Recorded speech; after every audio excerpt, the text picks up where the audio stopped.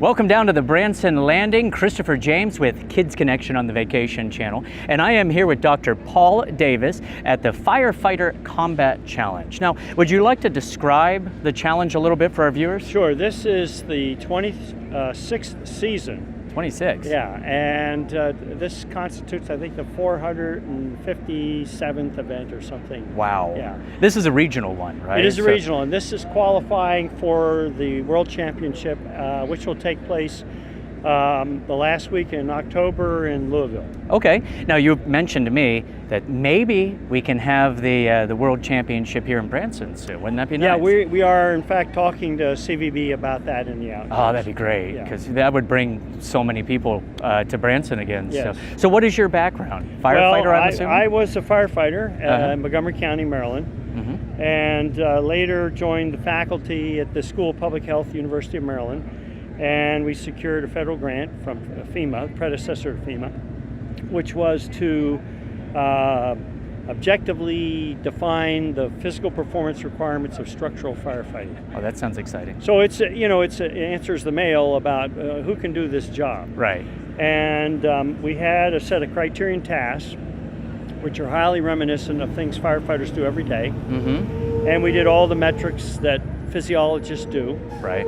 And as it turned out, these 5 connected tasks are the engine of what we are now calling the Scott Firefighter Combat Challenge. The challenge. And I was just watching the challenge. Yes. I can't even do one part of it, I'm sure. Well, I think you could. Well, no, not competitively by any means. Yeah. But so it's pretty amazing. So they start off with having to carry the hose. Well, first off, you got to put your business suit on.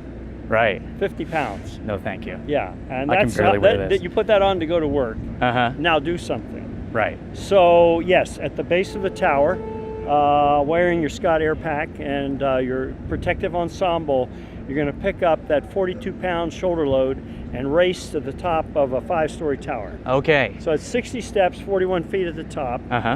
And the horsepower equivalent is about 1.5 when you look at these 200-some pound guys plus the load propelled up in space in 12 seconds. Right. Yeah. So they run up.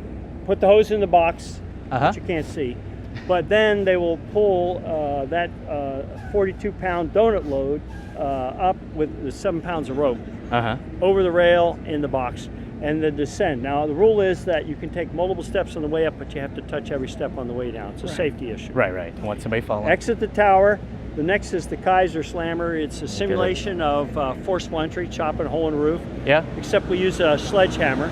So biomechanically, it's almost identical to swinging an axe. You're going to drive a 160-pound steel ingot a distance of 5 feet. Okay. The hammer has to be on the mat, and then you begin racing through the slalom course to the other end of the course. And then you're going to pick up that tack line. It's 1 3/4 charge hose. You're going to drive, advance at 75 feet.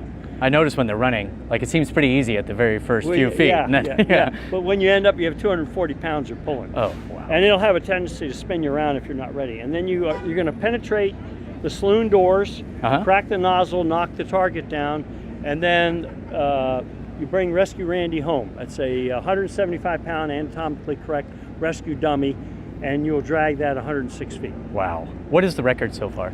115. 115. That's not bad. I'm looking at the time. We had 138 with our firefighters. I think. Yeah. I mean, anybody under 2 minutes, he's a stud. It is something to watch. Scott, I can't tell you how hard this is. I mean, the thing is, it's not that firefighting isn't hard, and that most firefighters could comfortably walk. Well, I'll say they can walk through this in about 5 minutes. Right. But the insane part is to do this like less than 90 seconds or 80, whatever. Yeah. So not only do you have this for the professional firefighters, can other people sign up? Can you have teams? Well, we had what we call corporate teams yesterday, and how'd they do? Well, it's fascinating. Let's put it that way. But they're just wearing a helmet and gloves. Right. And what we do is we divide the workload among 5 of them. So one person will do a task, hand a baton, and whatever. Okay. And that's what's going to happen today are the relays. So it's a little bit easier. Oh, they're fast. Yeah. I mean, you cannot believe how fast these guys. 104 is the. Oh wow. Yeah. on the relay. Yeah. So when you're watching the elapsed time and you see 104, you'll say that's the world record time for relay, and then 115 as a point of reference. And it's almost indescribable. In fact, last year's team from Oakville, Ontario, I was at the city council meeting, and I'm describing, just as we just did. And then I said, in less time than it took for me to tell you, they were done. Yeah, right. That is crazy. But not only do you have this course for the adults and for the professionals, but you have a little kids course that I was just over there. Yeah, we do. And it's kind of a miniature version of the same thing. And it's hilarious watching the kids over there. Oh, they love it. It's like from about 4 to 11 is the age range. Yeah, but it's pretty cool because you got something for everybody out here, and you're helping with firefighter awareness as well. Yeah. And you tour around the entire country. You mentioned Canada as well, right? Yeah, well, and we have about 20 events in Europe.